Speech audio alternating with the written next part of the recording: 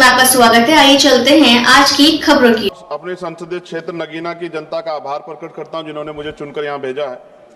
सभापति जी, बजट केवल एक आर्थिक दस्तावेज नहीं होता बल्कि ये सरकार की सोच, संवेदनशीलता और सामाजिक प्रतिबद्धता का प्रतिबिंब होता है। बजट यह तय करता है कि देश का विकास समावेशी होगा या चुनिंदा और सत्ता में बैठे लोग सबको साथ लेकर चलना चाहते हैं, कुछ लोगों को पीछे छोड़ देना चाहते हैं।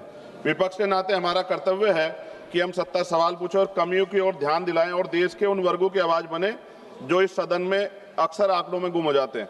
लेकिन माननीय अध्यक्ष महोदय, असली सवाल यही से शुरू होता है, क्या ये बजट देश के गरीब, पिछड़े, दलित, आदिवासी, ओबीसी, अल्पसंख्यक और वंचित वर्गों की वास्तविक जरूरतों को समझता है नहीं समझता है।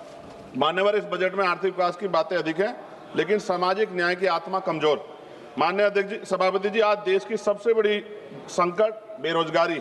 हर साल लगभग 1 करोड़ युवा रोजगार बाजार में आते हैं लेकिन अस्थायी और सम्मानजनक नौकरियां और संपादन पैदा नहीं हो रही। इस बजट में स्किलिंग की बात की गई है लेकिन स्किलिंग के बाद जॉब की गारंटी नहीं है। विशेष रूप से SC, ST और OBC समुदाय के युवाओं के लिए कोई अलग से लक्षित रोजगार योजना नहीं दिखाई देती है।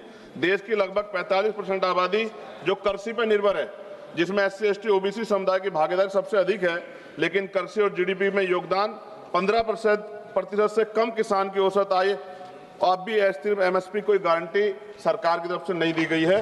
सभापति जी, महंगाई का सबसे बड़ा असर गरीब, दलित, आदिवासी और पिछड़े वर्ग को पड़ता है। आर्थिक सर्वे के अनुसार शिक्षा व स्वास्थ्य की लागत पिछले 5 वर्षों में 30 से 40% बढ़ी है।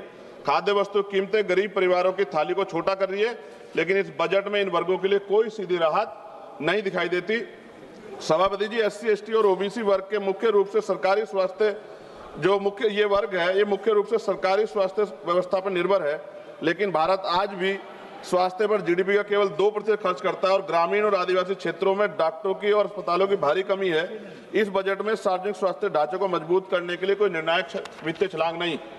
सभापति जी, शिक्षा में माध्यम जिससे सामाजिक असमानता टूटती है, लेकिन इस बजट में शिक्षा पर खर्च GDP के लगभग 3% के आसपास और SC, ST, OBC के छात्रों की छात्रवृत्ति में देरी और अनिश्चितता बनी हुई है। शिक्षा गरीब परिवारों की पहुंच से बहुत दूर है। यह स्थिति समान अवसरों की अवधारणा को कमजोर करती है। सभापति जी, SC, ST, OBC के कल्याण के लिए सबसे बड़ी जिम्मेदारी राज्यों के पास होती है, लेकिन राज्यों के हिस्से की धनराशि सीमित है। केंद्र द्वारा योजनाओं का बोझ अधिक संघीय ढांचे को कमजोर, सामाजिक न्याय को मजबूत नहीं कर रहा है एट प्रेजेंट टाइम। विपक्ष केवल आलोचना के लिए नहीं। सभापति जी, हम समाधान प्रस्तुत करते हैं।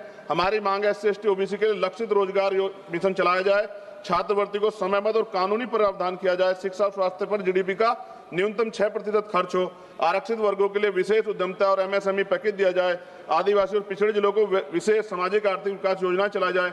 माननीय सभापति जी, ये बजट आर्थिक विकास की तो बात करता है लेकिन सामाजिक संतुलन और न्याय की भावना कमजोर दिखाई देती है। विपक्ष के नाते हम कहना चाहते हैं कि हम विरोधी नहीं है लेकिन अब बहिष्करण और उपेक्षा के विरोधी हैं। जब तक SC, ST, OBC और वंचित और विकास की मुख्य धारा में बराबरी में शामिल हो तब तक विकसित भारत का सपना अधूरा है। सभापति जी, सरकार 100 स्मार्ट सिटी की बात कर रही थी लेकिन आज भी भारत में सफाई कर्मचारी, संविदा कर्मी गटर में उतरता है सर। और मैं सरकार से पूछना चाहता हूं, चांद पर पहुंच गए लेकिन अपने भाइयों की सुरक्षा और तकनीकी मशीनें उनको क्यों नहीं उपलब्ध करा पाए? प्रमोशन में रिजर्वेशन SC, ST, OBC कर्मचारियों को नहीं मिल रहा है और पुरानी पेंशन सर मिलनी चाहिए, उस पर सरकार ने कोई जवाब नहीं दिया है। सभापति जी, बिजली के दाम उत्तर प्रदेश में देश की अपेक्षा, खत्म करूंगा सर, राष्ट्रपति भाषण पे भी आप देख रहे हैं मौका नहीं मिला, 12 दिन बाद मौका मिला तो जल्दी खत्म करो ना, कुछ मांगे तो अन्य राज्यों की तुलना में सर हमारे यहाँ यूपी में ज्यादा है, जिसमें किसान, बुनकर, छोटे उद्योग और आम उपभोक्ता प्रभावित होते हैं। और गैस सिलेंडर सर जब चुनाव आता है तो सब जगह 500 का और चुनाव के बाद सर 1000 रुपए का, ये मजाक उड़ता है सर गरीबों का। सभापति जी, 1 रुपए लीज पे पूंजीपतियों को जमीन दी जाती है, क्या ऐसी कोई योजना गरीबों के लिए भी आएगी, SC, ST, OBC माइनॉरिटी के लिए, कि उनको भी जमीन मिल जाए?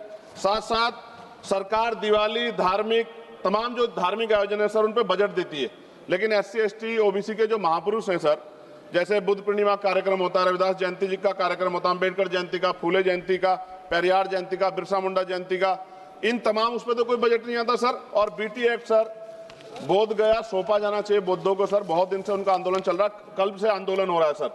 और अहिल्याबाई होलकर जी की देखिए आप मूर्ति तोड़ दी गई और बाबा साहब का पोस्टर जला रहे हैं सर मध्य प्रदेश में, सरकार ध्यान नहीं दे रही। आप अपनी मांग सर, हाँ मांग रख रहा हूँ सर। ऑलरेडी साथ एक और प्रधानमंत्री आवास योजना का दावा है और उत्तराखंड के नैनीताल में हल्द्वानी में गरीब परिवारों को बेघर करने के लिए मकान तोड़े जा रहे हैं अब सर। कृपया समाप्त। पंजाब में जो बाढ़ आई थी सर, एक मिनट दीजिए सर, एक मिनट दीजिए। पंजाब में जो बाढ़ आई थी उनके लिए कोई विशेष योजना नहीं है और जातिगत जनगणना में जो सर ओबीसी का कॉलम नहीं जोड़ा।